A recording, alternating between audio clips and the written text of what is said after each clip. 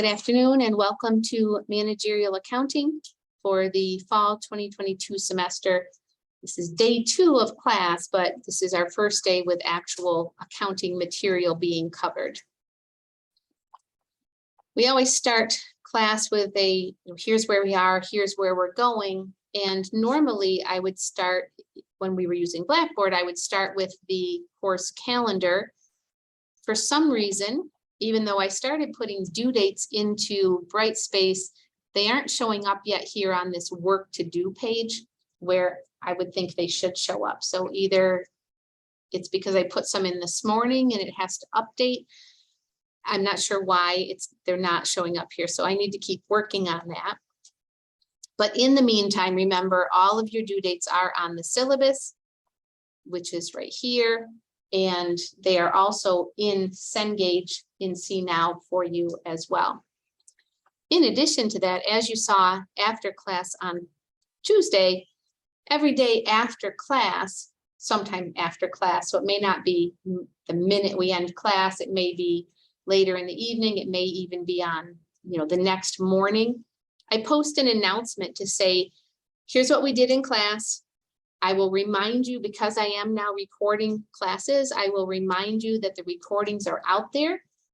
They will be on YouTube, and the link to those classes will be in the reference materials folder by chapter. So I'll remind you that that is out there.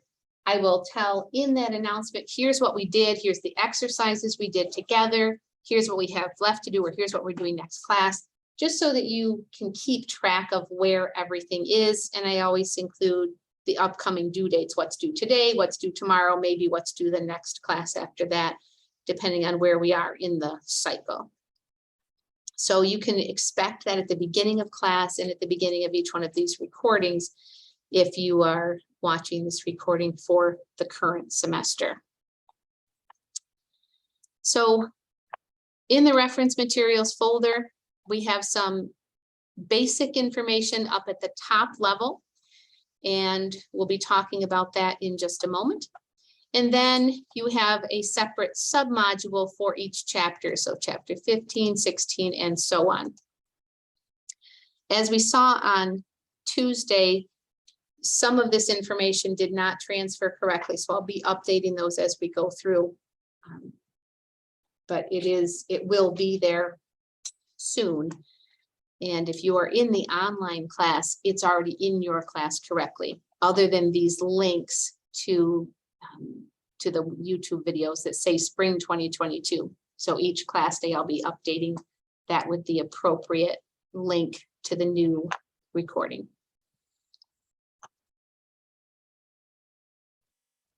So before we do anything new, is there any questions about anything that we talked about on Tuesday? We really just went over syllabus and how the course works and what the requirements are. Any questions about any of that?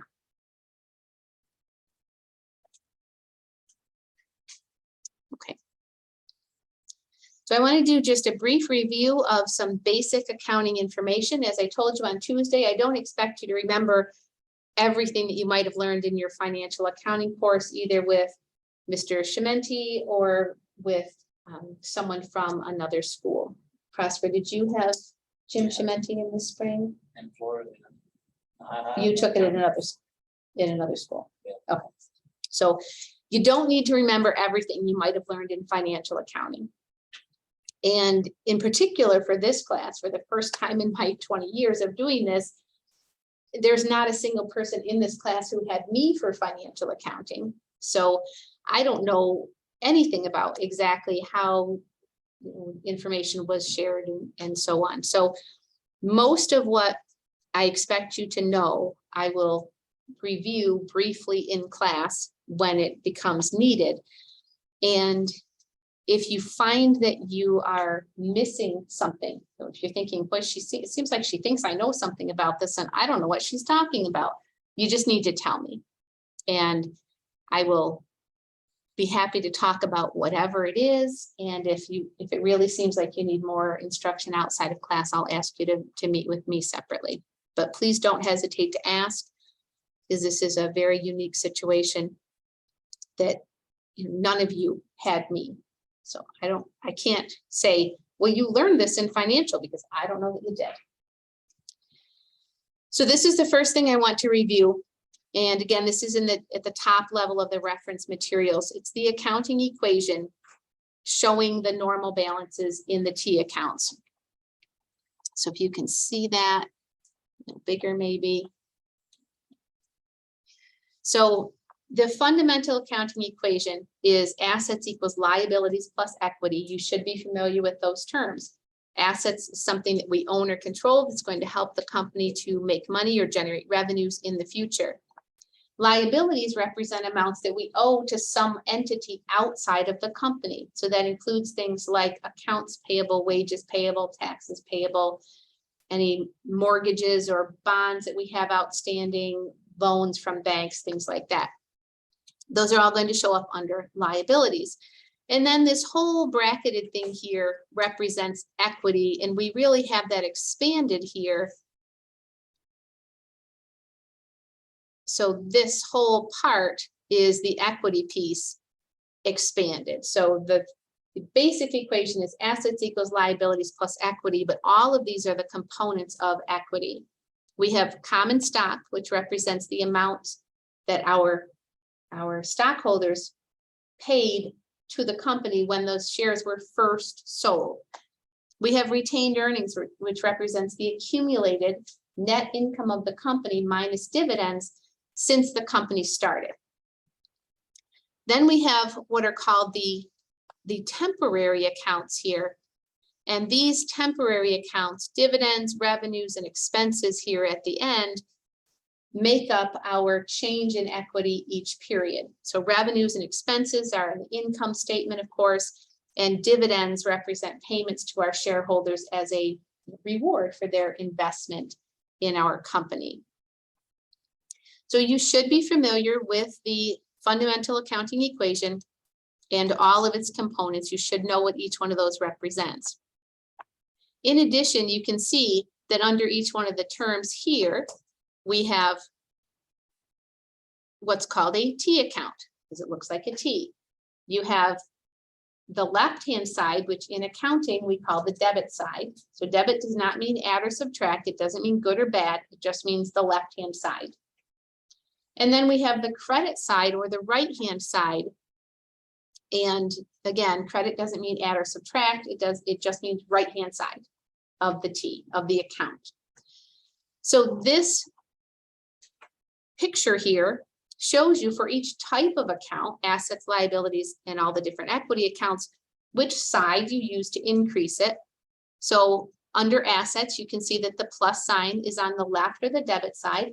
That means if we want to increase an asset, we need to record the dollar amount on the left hand or the debit side.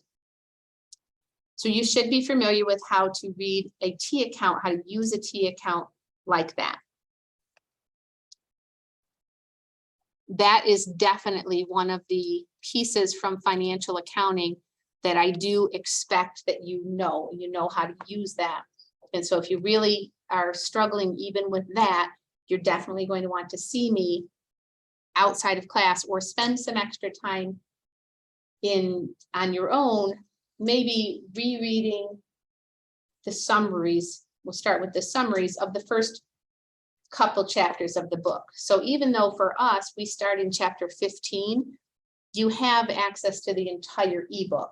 And the first few chapters are where all of this basic information is covered.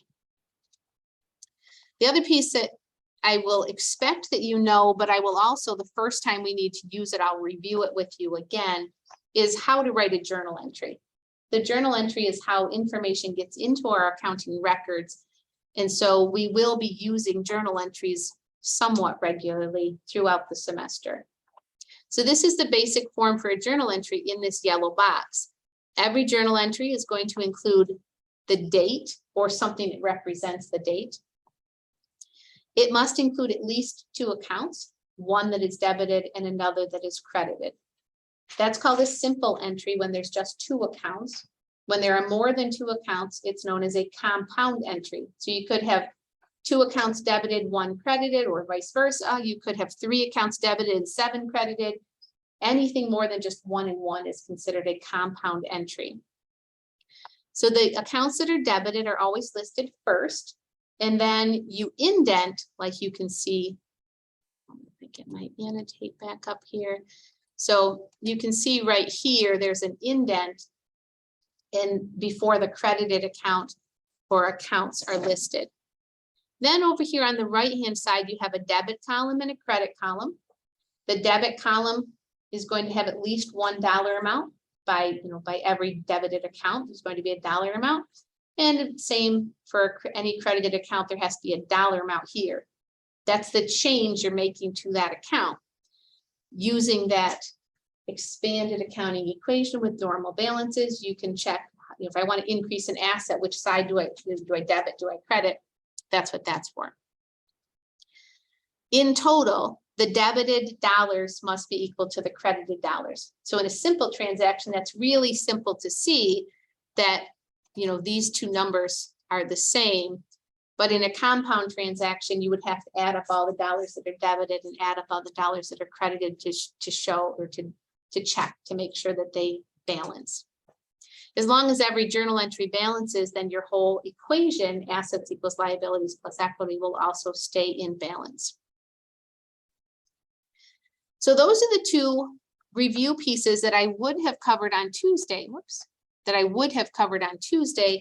If they had those visuals hadn't been missing from our class.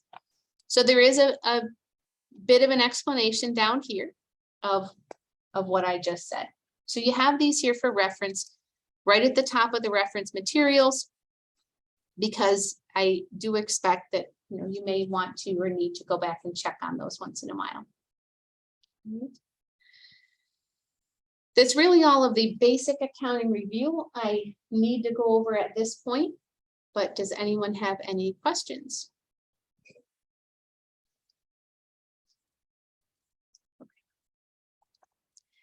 Each day during class, I will almost always, if not always, have the PowerPoint open, because it just kind of provides a structure for the flow of class. I don't go over every single thing that's in the PowerPoint. I absolutely am not going to read to you off the PowerPoint, nor do I expect that you're going to write down every single thing, every word that's on the PowerPoint. If you like to take notes, that's great, but you are not, it's really not necessary to write down all of the words and notes from the PowerPoint. If you go to the Cengage content link, there's a link right here at the top to the textbook companion website. And you can see right here, when I clicked on that, there is a link to the student PowerPoints. So if you were really a note taker, if you really like to have a separate, binder with notes in it, what I would recommend you do is open the student PowerPoint, if you must, print them in slide view. In notes view, so that you've got the 3 slides per page with the lines next to it, if you need that for taking notes. That will give you everything that's on the slides without you feeling like you need to write everything down. Make sense? You don't need to do that, but there's always someone who feels compelled to have it in your notes, and if that's what helps you, that's fine. But you just don't need to take extra time to do that. Okay, so let's go to the PowerPoint and get started with chapter 15. So as I explained on Tuesday, for me, the financial accounting, we covered chapters 1 through 14. You do not need to know everything from those chapters. So I don't want anyone being concerned that, oh, what did I miss? Or something that I just don't know. It will be fine. But if you do feel like you're missing something, you just need to tell me. So each chapter starts with learning objectives. For those of you who use the Needles textbook for financial accounting, it's basically the same setup, and the chapter numbering is also pretty much the same in that textbook. So this is the transition chapter from financial to managerial accounting. I always start the chapter with just showing you the learning objectives, because this is how the book is organized. And the exercises that we do go along with these learning objectives. So most learning objectives will have an exercise or two within our set of exercises that we're working on. So why do we have two separate classes? And many schools call them just accounting 1 and accounting 2, as opposed to the way we name them, financial and then managerial accounting. Financial accounting is geared toward external users. That whole course is teaching you how to prepare the general purpose financial statements, income statement, statement of stockholders' equity, balance sheet, and the cash flow statement. And I know those of you who had Mr. Chimenti did not get to the cash flow statement, and that's fine. Not a problem. So those 4 financial statements are prepared following GAAP, generally accepted accounting principles. And the reason is so that you have comparability across years within the same company and across companies. So if you're trying to compare company A to company B, you know they follow the same basic principles or guidelines to prepare those financial statements. And so you'll be able to make some decisions about the companies. The whole purpose of accounting, from my viewpoint, is to help decision makers make decisions. And the difference between financial and managerial accounting is simply who's making these decisions. So in financial accounting, those are external, primarily external decision makers. It could be stockholders, it could be governmental agencies, tax authorities, it could be labor unions or investors, potential investors. Employees might want to know, is this a good company to go work for? Are they pretty stable? Are they growing? Then you can get some of that information from their financial statements. So in financial accounting, follow GAAP. They are retrospective. So I'll put that word on the screen in case you're not familiar with that. So retrospective. Retro means backward looking. And spect, of course, like spectacles or spectator, means you're watching something. So a retrospective means we're looking backward and reporting on what has already happened. That's what happens in financial accounting. It follows GAAP, generally accepted accounting principles in the United States. They're very formulaic. That is, if you look at one company's balance sheet and another company's balance sheet, they're going to look similar in their structure and format. Managerial accounting that we're focusing on this semester is prospective in most cases. It's prospective, it's forward looking. So people are trying to make decisions about the future. So we can do things like budgeting and forecasting and speculating about what's going to happen later. Where by definition, financial accounting is reporting on what happened in the past. You're not allowed in financial accounting to make statements about what do you think is going to happen next year. Okay, the financial statements are retrospective. So managerial accounting is focused on internal users. Most of what we learned this semester is not information that is available to the general public, where the primary audience for financial accounting is external, people outside the company, those groups I already mentioned, potential stockholders, government groups, labor unions, and potential employees, and so on. Because managerial accounting is focused on internal users, because it is prospective, we have a lot more flexibility. It is a lot more free-flowing. So someone could, on any given day, if you're working as a managerial accountant, someone could come to you and ask you, could you give me a report on XYZ, something you've never done before? And you get to think about what would be the best information to give them, what would be the best format. You're thinking about the audience, who's using this information. If the audience is the board of directors, the information they need, the level they need that information is much different than if it's a first shift manager, supervisor, who just wants to know how many widgets do I need to make on Tuesday, right? So it's a very, very flexible within the scope of the reports or the work you might be doing in managerial accounting. So some people really like financial accounting because it is very rules or principles based. And some people really like managerial accounting because it does give you that, opportunity to maybe use your creativity a little bit more than you can. We don't value creativity in financial accounting. You just need to report what happened, right? Creativity gets you in trouble in financial accounting. So we really just talked about that.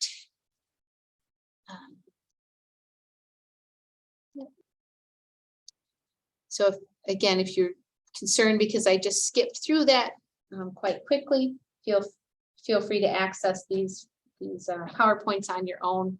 Those visuals, those little graphics are also in the textbook. So one other difference, for financial accounting, we're typically reporting for the entire company as a whole, and we have set time periods that must be reported by requirement. If you're a publicly traded company, you have to be sharing quarterly reports, and you have to have your annual financials audited and shared both with the SEC, Securities and Exchange Commission, as well as with the general public, anyone who asks.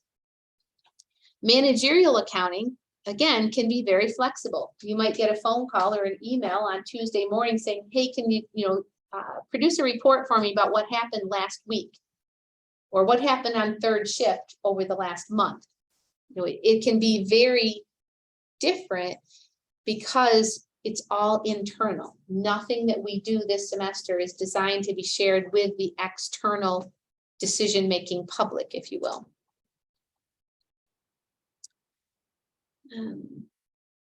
We don't need to talk about an org chart. So let's look at the management process. So this management process, as it appears in this diagram, is really a constant cycle. And you're probably working in each one of those points in the cycle at all times. So I usually use JCC as an example because that's the organization with which I am most familiar these days. So right now at JCC, we are doing the directing and controlling of the fall semester of 2022, but we are planning for the spring semester of 2023 and beyond. We have a strategic plan that goes out to 2025, so a 3-year planning process in process right now. We are also looking back at what happened in the spring of 2022 and the last full fiscal year, academic year that just ended, and looking at improving that process. What happened? What could we have done better? What did we learn? And then making decisions about how do we change this for going forward and rolling it into the planning process. So this whole cycle can be happening all at once, usually for different time periods or different phases. But we'll talk about this management cycle and management process as we go through this entire course. So it'll come up frequently. Which part of the management process are we doing with this report, for example?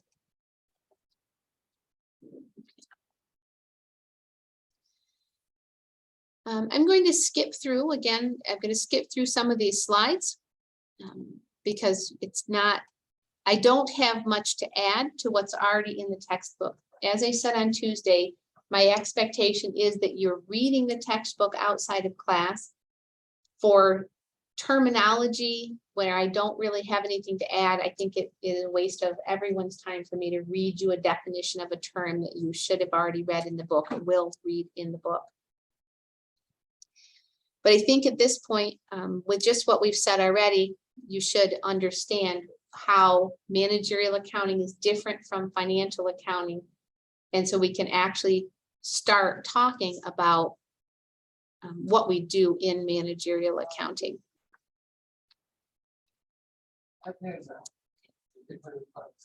So in the United States, there are really three traditional ways of organizing a business. They are a sole proprietorship where you have a single owner, a partnership where there are two or more owners, and a corporation where there are stockholders as owners. In financial accounting, the focus was on publicly traded companies. So you're talking about corporations that have stockholders or investors who really aren't involved in the day-to-day running of that business. In financial accounting, again, the focus was on those publicly traded companies because those are the companies that are required to follow GAAP, that are required to have the quarterly and the annual financial statements, that have to include those four financial statements: income statement, stockholders' equity, balance sheet, and cash flow.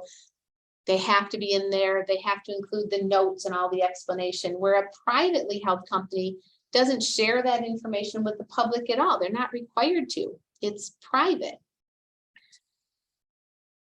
We also, you may have learned in financial accounting that there are three main types of businesses in the way they do business. So what is it that they are selling? How do they make money? And those three types of business in general terms are a service organization, a merchandising operation, and a manufacturer.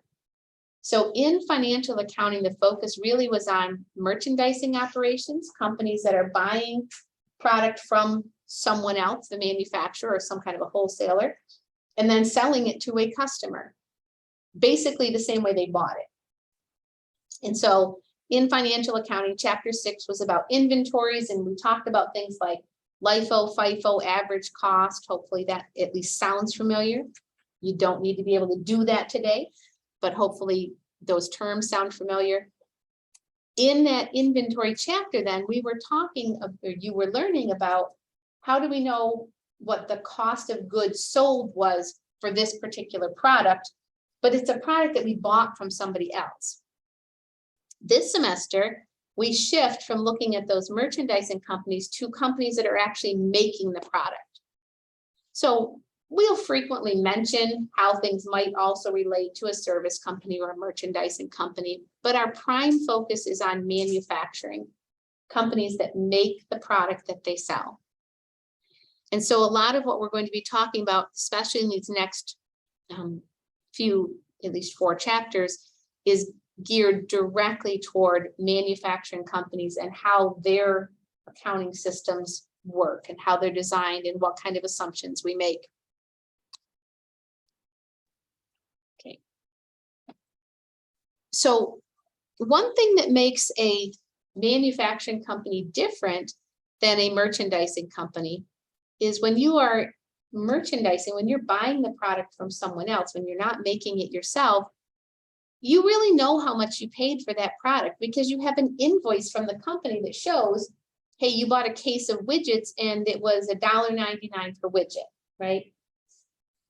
So in financial accounting, one of the things that you talked about was, yeah, but what if we bought some at $1.99 and the next month we bought some for $2.03? Which ones do we expense or record as cost of goods sold? And that's what's behind those conversations about LIFO, FIFO, average cost. Which one do we say we sold? But in a manufacturing company, there's no invoice that shows you the cost of that product. So you have to look at all of the expenses or the costs that went into making that product and figure out for yourself, how much did that product cost us to produce? And that's, as I said, going to be the focus of the next several chapters. 15, 16, 17, 18 are all focused on that. How do we cost a product and what different options or systems do we have? So let's just think for a minute, though, about the types of costs that go into making a product. So if you're making a product, what do you need? What do you need to make a product? Machinery? Is that what you said? Yeah, machinery. So you got some equipment, probably. The equipment, though, doesn't become part of the product, right? You're not selling equipment. And so that equipment you might have for 10 or 12 or 20 or 30 years. And so thinking back to chapter 9 in financial accounting and the concept of depreciation, the cost of the depreciation for that equipment is really part of the cost of the product. And we wouldn't need that equipment if we were a merchandising company and we were just buying the product from some other company. We wouldn't need equipment to make it. And so the cost of that equipment needs to become part of the cost of the product, but just a little bit at a time, and that's where the depreciation comes in. Okay, what else? Equipment, what else do we need? Like the actual parts to make the. Okay, so the materials, the raw materials. So materials or raw materials are products that become part of the finished item that we're making. So looking at this slide that's up right now, you can see the materials that they're showing there: wood, strings, the bridge, I don't know, nails and screws or glue or whatever else goes into the actual, becomes part of the finished product. Okay, so we've got materials, we've got some equipment. What else? Yeah, you need people, right? So here you can see in this diagram, very simple process, looks like they have two separate things that happen: cutting and then assembly. That's called direct labor. The people, the cost of those employees who are actually directly involved in producing that product. But cutting and assembly isn't the only thing, probably, that, unless this is a very small shop, cutting and assembly is probably not the only labor that goes into producing this product. So what other kinds of labor might be involved in addition to people who are hands-on working on the product? Let's assume this is a big factory, hundreds of employees. Yeah, so what other labor might be involved in addition to the actual employees who are physically taking the saw or whatever and cutting the wood for the guitar? If we've got a big factory with hundreds of employees, some of those other employees are probably also involved in the manufacturing part. What else do you think they might be doing?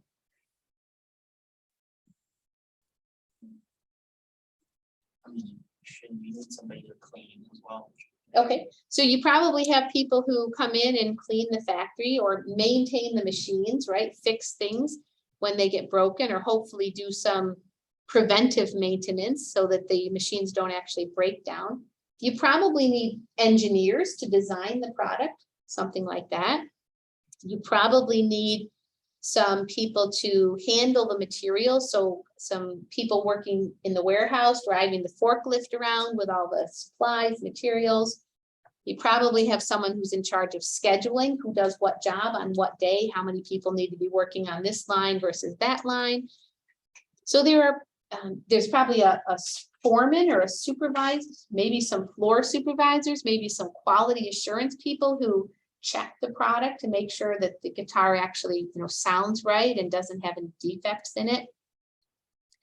So there's lots of labor, both people who are hands-on, like we see here in cutting and assembly, but also people who are really important to the manufacturing process, but don't actually ever touch the product themselves. They aren't welders or machine operators. Does that make sense? So all of that labor becomes part of the cost of making the product. Because if we didn't make the product ourselves, we wouldn't need to have a factory with equipment, with supervisors, with quality assurance people, with people working in the warehouse to handle the materials or placing the order for the materials and those kind of things. All of that becomes part of the cost of the product.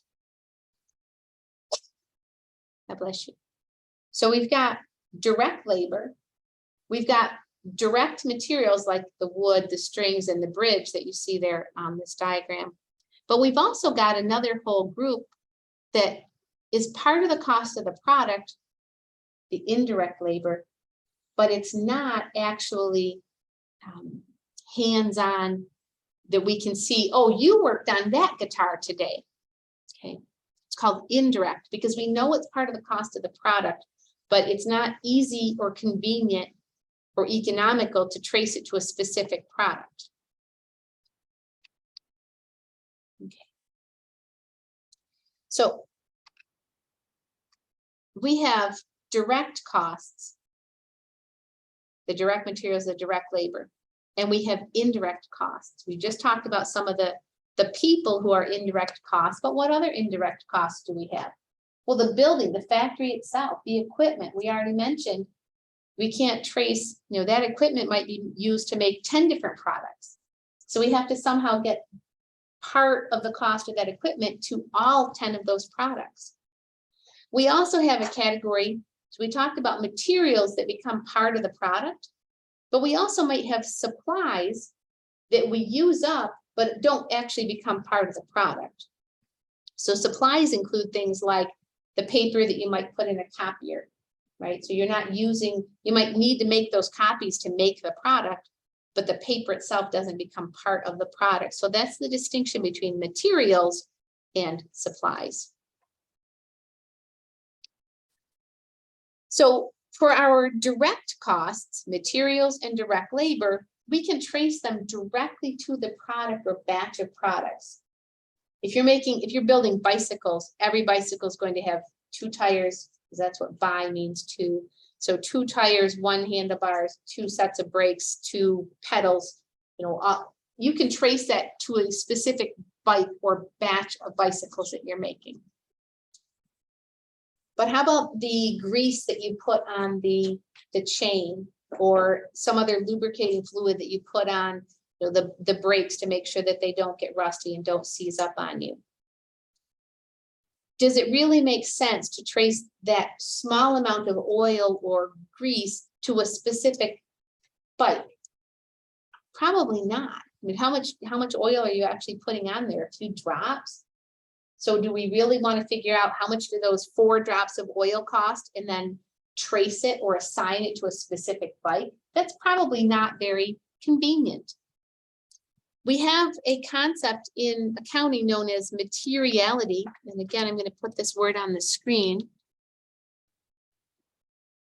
That word may sound familiar to you from financial accounting.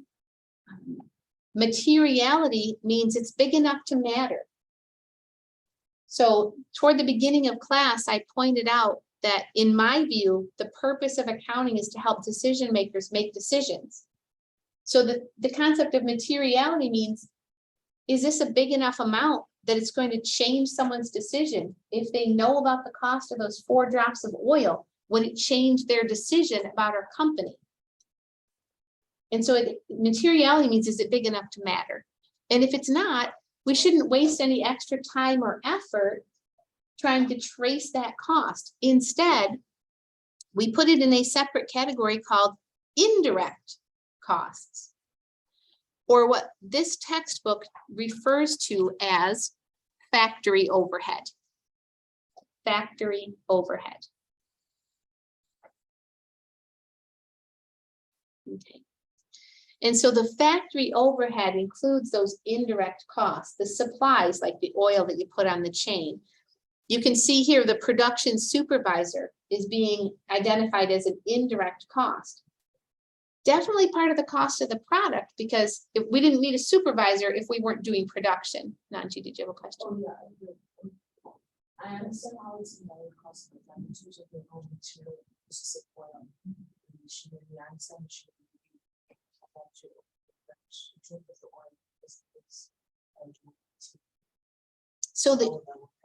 So the issue with the oil is just that it's a tiny little cost.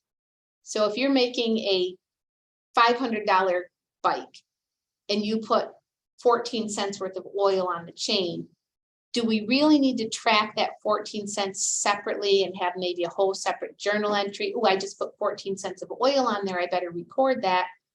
Or the alternative is we put all those indirect or small immaterial costs into one, what we call a cost pool, and then allocate them to the product. So they do become part of the cost of the product, but it's just a more indirect route.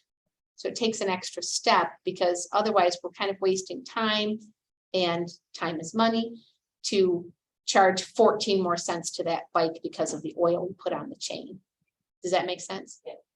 Yep. And so sometimes it's just really hard to trace it. So that production supervisor, you can see that that person is standing there supervising a whole bunch of workers. So how would we take that one salary and assign it to an individual guitar? He didn't work on a specific guitar. He's kind of in charge of all of them. So in that case, it's really not possible to divide it up.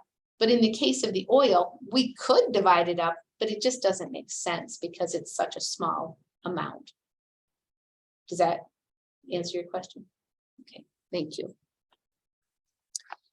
So for all products, now that we are actually going to try to find the cost of a product, for all products, we're going to have three pieces that make them up.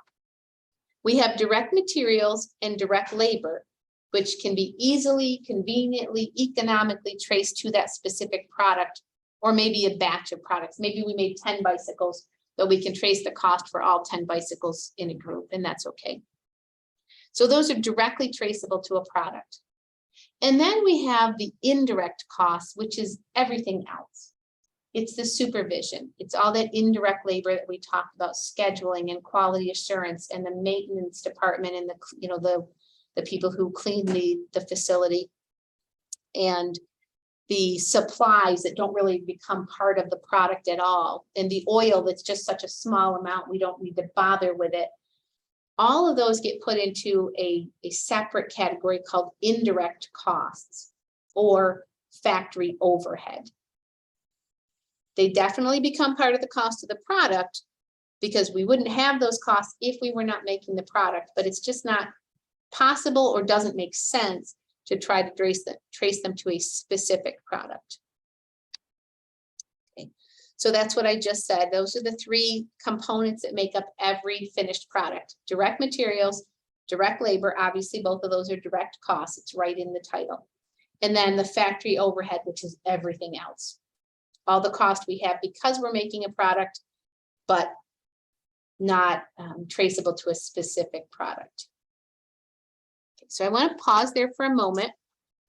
I'm going to go into Cengage. Now, I don't have mine open yet. In Brightspace, in the Cengage content area, I can't remember if I showed you this on Tuesday. So this is the Cengage content area, and the first or the second link here, this is to the entire Cengage course. And so if you go to that, you're going to see a list of every assignment. And as I told you on Tuesday, all the assignments for the entire semester are available. I don't encourage you to go ahead and start working on chapter 20, but it won't hurt anything if you click on any of them, with the exception of the exams, because the exams are time limited, so you don't want to open those until you're ready to actually take it. Every other assignment is unlimited time. And so if you click on it today, it doesn't hurt anything. It will just stay out there for you. Just don't hit submit for grading until you're done working on it forever. Then this is the part I can't remember if I showed you this on Tuesday. I can't remember if I was completely done with this, but we have a submodule for each chapter, and there are at least 4 links, maybe exactly 4 links in every chapter folder. There's a link directly to the reading, so that takes you to the book, right to the chapter. There's a link to the pre-quiz, a link to the exercises, and a link to the problem. So if you, like right now, we just need to look at the chapter 15 exercises. So I'm just going to click on that. It's going to make me sign in for some strange, bizarre reason. Should not do that. And that assumes that I know my password.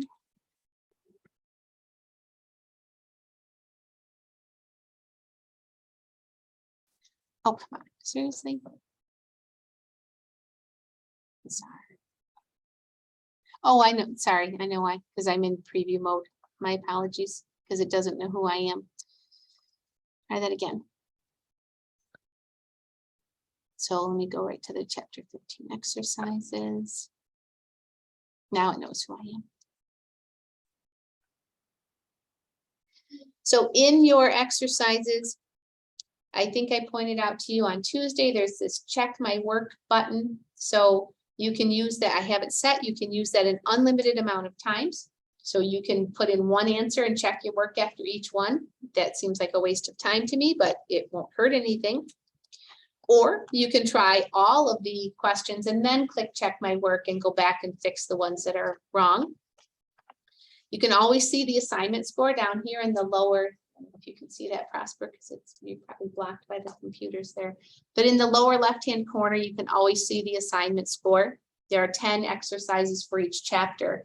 And I think I have it set to be 10 points for the whole thing. So it's 1 point per exercise, but this is in percentages. So 10% of your grade comes from each exercise, and you'll be able to watch that going up. You completely know what your grade is before you hit submit for grading. Please, again, do not hit that submit for grading until you're actually done working on it. But at any time you can click save and exit and come back in later, Tuesday, tomorrow, if there's something else you wanted to work on. Okay, so you can use save and exit as often as you want. Submit for grading is a one and done. If you accidentally hit submit for grading, as someone did in the morning class this morning, I can reopen that for you, but it does require that I get into Cengage, which I think I may have already mentioned. I can't do from my phone, and so there'll be maybe a little delay before I can get that done for you. So please try to be careful not to submit it until you're actually done working on it. This is the first exercise for chapter 15. And as you can see, this exercise is a multiple choice. You have 3 choices for each one of them. I'm going to just go over a couple of these, and then I'm going to ask you to complete this exercise on your own. Please give it your best effort. Do not just try to make the red X's go away. That defeats the purpose of the exercise. But let's talk about just a couple of these so you can see. So the plant manager salary for the Iowa City, Iowa plant. He's the manager of the plant. If we weren't manufacturing, we wouldn't have a plant manager. And so we know it's part of the cost of the product.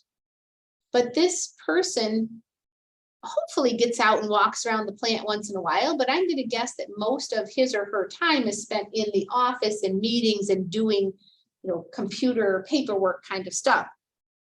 And so can we trace that salary to a specific product when he's not actually out there working on products at all? I would say probably not. And so he's part of the factory overhead cost. Definitely part of the cost of making the products, but not a specific product. The same thing is probably true for the process engineers, that they're in charge of figuring out, well, how do we make this thing? But they aren't actually out there working on a product. But how about the paper used in, I don't know, do they make, I guess they're saying they're making bath tissue because it's talking about consumer products. You'll notice sometimes I'm my own worst enemy, and I don't necessarily read all the directions because I assume I know what, and then there's something missing. So I try to be careful, but I don't always do that. So if we're making bath tissue, is the paper used in making that bath tissue a direct material, a direct labor, or a factory overhead cost? Direct material. Okay. So green check marks. We have all of those right. I can see that my assignment score has gone up to 3% from 0, so that's good. If I had chosen any incorrect answers, we'd have a red X over here, but you'll notice that we didn't get full credit or 10% for this exercise, even though there are no red X's. I'm pointing that out because sometimes I get emails from people saying I'm missing something, I don't have any red X's, and the issue then is that there are blanks. Sometimes though, there are blanks because you don't need to put anything in there. So if you're trying to figure out how to improve your score and you don't see any red X's, the first thing you're going to want to check is, do you have anything you haven't even answered? Okay, any questions about that? Everybody good to finish that one up on your own?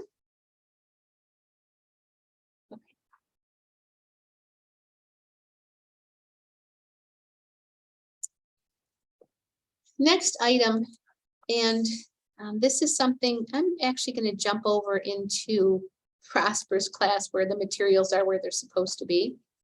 So I haven't finished updating them all over in this class. So in the chapter 15 folder, I have some additional information that will eventually be in your class. But exhibit 2, and this picture is actually not from our textbook at all. It's from the Needles textbook. So you guys who had Professor Chimenti, if you have that download still, you would find this in the chapter 15 in that book, at least the flow chart part. The wording underneath is my addition. So when we talk about costs, it's kind of funny to think of costs as having behavior, that costs behave in a certain way. But when we talk about costs, we can classify them along these 4 different dimensions. And I want to talk about each of these now, but I'm going to start with the one here on the right, which is product versus period cost. So when we talk about financial accounting or financial reporting, a product cost is one that becomes part of cost of goods sold. It's one that sticks with the product until we sell the product. So we also sometimes refer to those as inventoriable costs. They belong on the balance sheet as part of our inventory until we actually sell it. So if we make it in August and we don't sell it till September, it's sitting on our balance sheet as an asset, as an inventory cost. And then when we sell it in September, we move it off the balance sheet and onto the income statement as part of cost of goods sold. So every cost can be classified as either a product cost, and we now know what is included in those product costs: direct materials, direct labor, and overhead, or a period cost. A period cost is one that's expensed or goes right on the income statement in the period in which it's incurred. So our office salaries are part of the period costs. They're operating expenses, but the salaries for people who work in the factory are product costs, and they belong on the balance sheet until we sell that product. The reason I wanted to do that first is now we can go back over to the cost traceability and start on the left where we do normally start reading. So the next dimension that we can use for classifying costs is whether it is a direct cost or an indirect cost. But the reason I needed to talk about product versus period first is cost traceability refers only to product costs.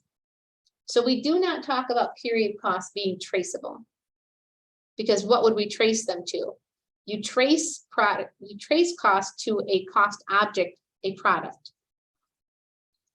So cost traceability, we've already talked about direct versus indirect costs, and we know that the materials and labor are direct, and the overhead costs are indirect costs. The next dimension is cost behavior. This is going to be a very important concept when we get to, well, several chapters from now, the cost volume profit analysis chapter. And there are a couple chapters actually that we will come back to this, whether a cost is variable or fixed. So a fixed cost remains the same regardless of how much product we make or what our level of activity is. So a fixed cost would be like the depreciation on the building, our factory. It doesn't depend on how much we use the building. Our property taxes, our insurance are based on the value of the property, not on how much we use it. So even if we make 10 widgets, if we make 10 widgets or 100 widgets, the property taxes aren't affected by that. Okay, so that's a fixed cost. We already know in advance how much it's going to be. A variable cost goes up and down as we vary our level of activity. So if we make more bicycles, we're going to spend more on tires and handlebars and pedals and brakes. It's a variable cost. If we make more of the product, we're going to spend more on direct materials and direct labor, by the way. Direct labor and materials are both variable costs. So that's going to be a very important concept for us as we move ahead. And the last one, this third one right here, value adding attributes, this is the least of my concerns. Of all the things on this page, that whether something is value adding will come into play for us very rarely. No, I am not suggesting from a business management standpoint, it doesn't matter if a cost is value adding. I'm just saying for this class, for managerial accounting, we're not going to have to make that distinction very often. This is also the one that's the least clear to us, potentially, where there might be the most discussion about, is that really adding value? The concept itself makes sense. Value adding means our customers value whatever that cost is. It's something that makes them more willing to buy our product, more willing to pay more for our product, to want our product more than our competitor's product. So that sounds very clear. It's something that adds value for the customer. And sometimes I just might disagree, or we might disagree about whether something adds value. From a marketing standpoint, a management standpoint, it's really important to know what the customers want, what they value in your product. But from our perspective, it's the least important of these four. All right. So if we go back to the exercises, this is the second exercise in our set. And in these exercises, you can see we have to classify each one of these costs, A through Q. Each one of these costs we have to classify as either product or period. So again, I'm not going to go through each one of these with you. We'll do a couple just to make sure that it makes sense. And then I will let you finish these up on your own outside of class.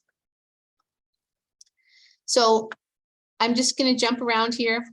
I'm looking at letter H, property taxes on the factory, building, and equipment. Well, as we've already mentioned, if you don't make the product, you don't need a factory, building, and equipment. So that's definitely part of the product cost. Okay. We already mentioned in another context, it's a fixed cost. We can know in advance how much it is. Doesn't change just because we make more or fewer. How about travel costs in letter O, travel costs of media relations employees? Are they involved in making the product? No, so they're not part of the product cost, they're part of the period costs. Same thing here for letter P, the office building is a period cost. The factory costs are product cost. So even if we were a merchandising company, we were buying the product and reselling it, we'd still need an office. We'd still have an accounting staff. We'd still have, a billing department, accounts receivable, that kind of thing. But we wouldn't have a factory. So again, you can go through the rest of these on your own. We're not going to do them all together. And I would strongly encourage you to actually think about your answer, go through and make an honest effort to answer these to the best of your ability before you use that check my work button, and then you can go back and fix any that were wrong. And of course, if there's something that you don't understand, if you don't understand why your answer is incorrect, you should ask. Okay, just let me know.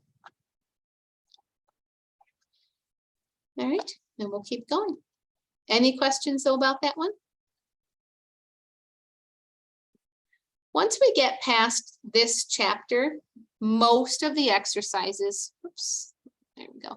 Most of the exercises we will complete together, and most of them are not going to be this multiple choice. You can get it all right even without reading the questions kind of work. But because this is the introductory chapter, there's a lot more of this. Okay. So let me go back to the reference materials, whoops, for chapter 15. And we'll talk our way through this. Oh, boy, that didn't come in very well. All right, I'm gonna have to, that's one picture that did not translate well from Blackboard. Give me 1 second here. And I'll pull up the actual picture from Blackboard. So I should warn you that this picture is actually literally a photograph that I took, you know, back in the dark ages when we used to actually teach all in the classroom, and I used to have a nice big whiteboard. So this picture, there we go. This picture is just a photo of something that I drew on the board, and it's easier for me to talk through this than try to fit it into that little tiny section on the whiteboard up there, or to try to use the tools in Zoom to recreate this. So it still works. You can ignore the numbers, the dollar amounts that are on there. When I did this, it was related to a specific exercise, again, from that Needles textbook that most of you used for financial accounting.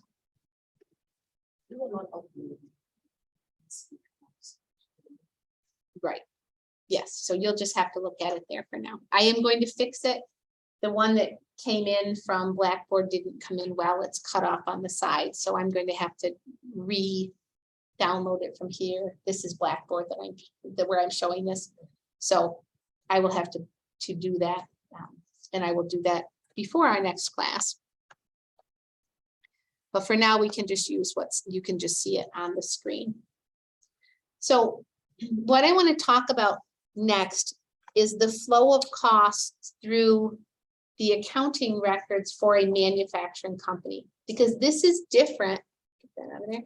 This is different than what you saw for a merchandising company. I already mentioned earlier in class the idea of, in chapter 6, you in financial accounting would have talked about inventories and how you value inventories and the flow of costs through the inventory records using LIFO, last in, first out, or FIFO, first in, first out, or average cost. So again, you don't have to do that right now, but hopefully those terms sound familiar. And you remember that they refer to how the costs move through our accounting records. Well, one way you can look at, if you have enough detail, one way you can look at a manufacturing company's accounting records and recognize, oh, this isn't a merchandising company, this is manufacturing, is because their inventory accounts are totally different. So in a merchandising company, you had one single inventory account, and sometimes you might have actually called it merchandise inventory, okay? In a manufacturing company, they have at least 3 different inventory accounts, 3 different types. Every manufacturing company has 3 different types of inventory accounts. And so we have here, we have materials inventory. So the materials inventory includes all the direct materials and the indirect materials. So the direct materials, if we were back to that bicycle example, the direct materials include the tires, the handlebars, the brakes, the brake pads, all the cabling, pedals. Indirect materials include things like the oil or lubricating fluid that they use on the chain around the brake lines to make sure they don't seize up. All of those, when we buy them from our supplier, get added to this materials inventory account. And so you can see up here at the top, the very top here, right here, you can see that in my example, we bought $139,000 worth of raw materials. Okay. We put them in the materials inventory account. Then as the people out on the shop floor are working on the product, they're going to realize, oh, hey, we need some more of the tire, the wheels. We need some more brake lines. We need some more pedals. We need several more handlebars. And so they're going to request those materials. They're going to probably fill out a computerized request and send it out to the warehouse and say, hey, could you bring us some more of that, whatever it is we need? And in the warehouse is going to load them on their forklift or whatever and take them out into the factory. And in our accounting records, we're going to move that material out of the materials inventory and into work in process. So the second type of inventory account that all manufacturing companies have is this, work in process. This represents the product that they started working on but have not yet finished. It's all the costs associated with that. So you can see that included in that cost is the direct materials. But what else do we have in there? We have direct labor. So hopefully you can see those little stars I'm putting on there. We're adding direct labor because we have people who are actually out there in the factory working on the product. And so we're adding direct labor. You can see the arrow going into the box. Now remember, we already talked about indirect materials. And so indirect materials include things like the grease, the paper that we use in the copier as a supply. You can see the other over here, you can see a list of other types of indirect costs: utilities, supervision, insurance, depreciation, miscellaneous. All those costs that we know are associated with making the product, but we can't trace it directly to the product. We put it over here in this separate cost pool that I referred to as manufacturing or factory overhead. And they all go in here. And then we allocate them out of this manufacturing overhead into work in process. So you'll notice on my picture, I used a dotted line, and that's to remind us that that's not direct, it's indirect. Those costs went into this manufacturing overhead account and then get allocated. In our next chapter, we will learn about how to allocate those costs. But for now, just it's enough to know they don't get traced directly to the product. They get put in this overhead cost pool and then allocated later on in the process. So now we have all three of the product costs. We have our direct materials here, we have our direct labor here, and we have our overhead. So all three of those costs are getting added into this work in process account, and we keep making the product.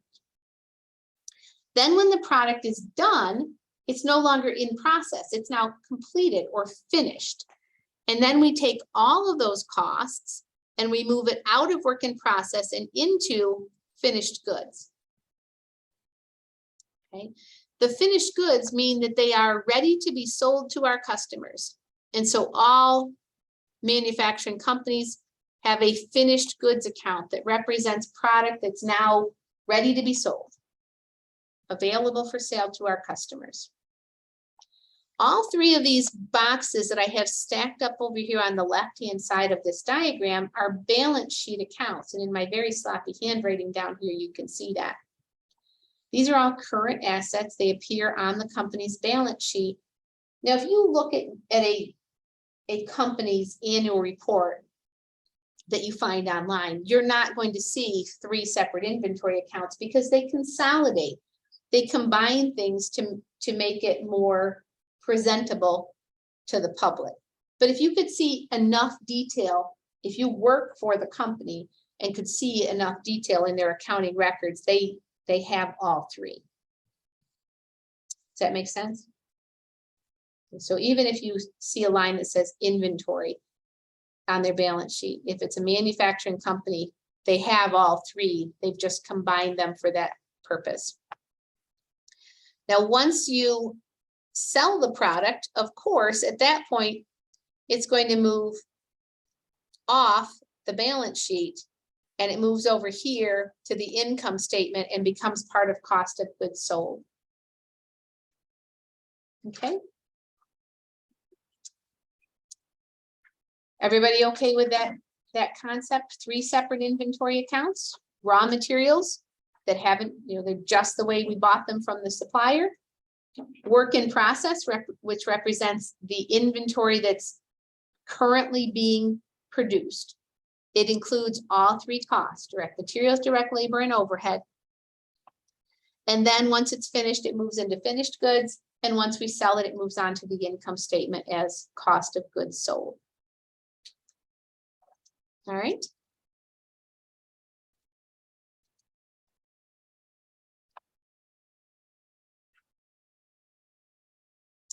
So as we go back to our exercises, this is exercise 3. And if you can't see these selection boxes, you might just need to collapse that navigation panel over on the left. And so in this, again, another multiple choice question. I promise we're running out of them. These multiple choice questions, you have for each one a couple different choices, and you have to just read the sentence and pick the one that makes sense, the one that's correct. So for example, letter B, advertising costs are usually viewed as, well, they're period costs. They're not part of the cost of the product. Even if we were a merchandising company, we'd probably still advertise. So it's not part of the cost of the product. The balance sheet of a manufacturer would include and account for. So if you're a manufacturer, you would have both cost of goods sold and work in process. If you're a merchandising company, you don't have work in process because you're not making it. But if you're a manufacturer, you have both of those. So we have to figure out what's the key here. Well, it says the balance sheet. So which one of these types of accounts, cost of goods sold or work in process, is on the balance sheet? Nope. Cost of goods sold is on the income statement. And so work in process is on the balance sheet. This is a little tricky because why would that not apply to a merchandising company? Well, they don't have work in process. Both of these accounts exist for manufacturers, but not on the balance sheet.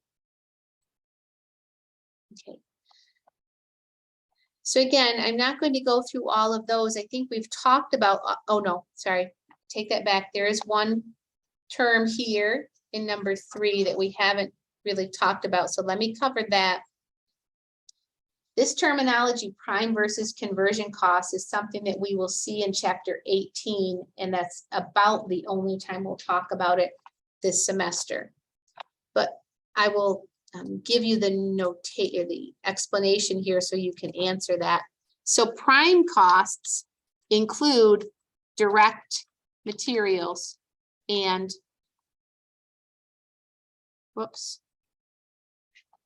direct labor. Conversion costs, so the prime costs are the direct costs of the product. Conversion costs include direct labor.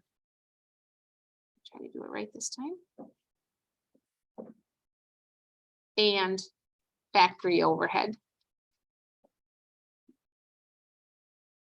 So you wouldn't ever see a combination of prime and conversion costs because direct labor is in both of them. So you'd be double counting that.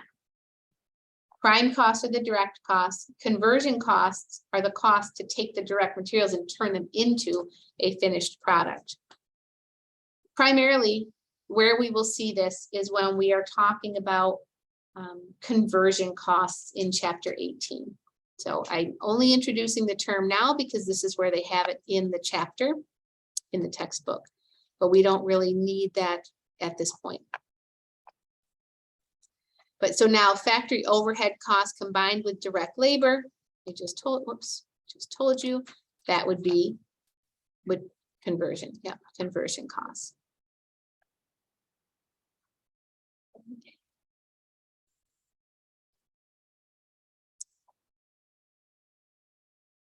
And we've talked about all of those, so we are up to exercise 5. And this class ends at 3:10. Okay. So exercise 5, now something I haven't pointed out to you, but maybe you've already picked up on this on your own. If the word is in a, or the phrase is in a different color, you can hover your cursor there and it tells you the definition of that term. So you may find that beneficial to help you. So exercise 5 says a partial list of the cost for Wisconsin and Minnesota Railroad, a short hauler of freight follows. Classify each cost as either direct or indirect. For purposes of classifying each cost, use the train as the cost object. So we've talked about direct versus indirect costs. And I think you should be able to, again, complete this one on your own because it's another multiple choice. So for example, insurance costs, I mentioned specifically as being an indirect cost. We talked about maintenance costs, salaries of people who are not directly involved with the train would be an indirect cost, but the wages of the people the train engineers who are actually on the train would be the direct cost.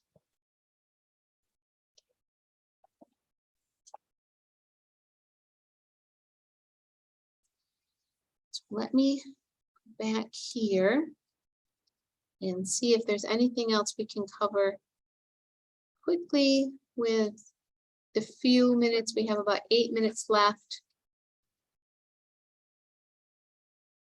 Okay. Here. Any questions at this point? So because somebody will probably ask, I just want to mention, so because the exercises are not due until next class, which is August, what, 30th, right? So the exercises themselves are due on August 30th, and that's when we will finish up the chapter. You might be wondering, well, when do I need to do these first 5 exercises? When do I have to have those finished? Do I need to have those finished, today or by Tuesday? So the due date for all of the exercises is Tuesday at before midnight. So if you have free time, if you want to do those, you have all the information you need to be able to do those first 5 exercises. If you want to do them between now and Tuesday before class, that's fine. I'm not going to be checking them for anything else. If you do have questions on them though, if you did them before class, then you'd know when you come in on Tuesday, when I start class with, okay, any questions since last time, you'd have that opportunity to actually talk about or ask those questions. But there's no need to do them. For me, there's no need to do them before class on Tuesday, other than to give you an opportunity to ask questions. Okay, we aren't quite done yet. So I do want to use every minute we have. Just, it would be really nice if we can get ahead before I'm gone for that week. Prosper, I can give you an actual. So this syllabus is basically the same as what you would have already seen, except it's got this added page that shows each of the class days. So maybe I can talk to you for 2 seconds after class about what's different. So I just want to quickly, before we run out of time, talk about some of the differences in the financial statements of a manufacturing business. Many of you for your project will probably pick a manufacturing business just because that's how it works out. There's no need to do that. There's no specific requirement that you pick a manufacturing business, but some of you just by default will.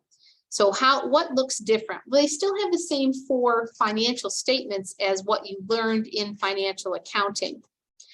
We already pointed out that if you could see enough detail, they have all 3 of those inventory accounts, but in a real world situation, you don't actually see all 3 because they combine them. But this is what it would look like. So if you could see the detail down here at the bottom, they have all 3, but on their actual published financial statements, they probably just say inventory. The other thing that is different is where on a retail business, they have a cost of goods sold calculation based on what they purchased and what they had left. On a manufacturing business, you're going to see this extra line here that says cost of goods manufactured. And so one of our exercises for this chapter will be, where does that cost of goods manufactured come from? And there actually is a separate statement. Now, this is not a financial statement in the same terms that we think of them in financial accounting. It's a report. Okay, this isn't publicly shared. This is internal or proprietary. It's confidential, probably, information for the company. But they do an analysis of that work in process inventory account. So that diagram I was just showing you with all the arrows in and out, really this calculation of cost of goods manufactured is looking at all of those arrows. The flow of costs out of the direct materials inventory into work in process, the allocation of factory overhead, of direct labor, and then the beginning and ending balances in the work in process account. So when we come in next class, next Tuesday, one of our jobs is going to be to actually do a statement of the cost of goods manufactured. And what you see on the screen right now is the format that we will follow for that. Also, in the if I can make that bigger, in the chapter 15 folder, once I have them in your class, this exhibit 2,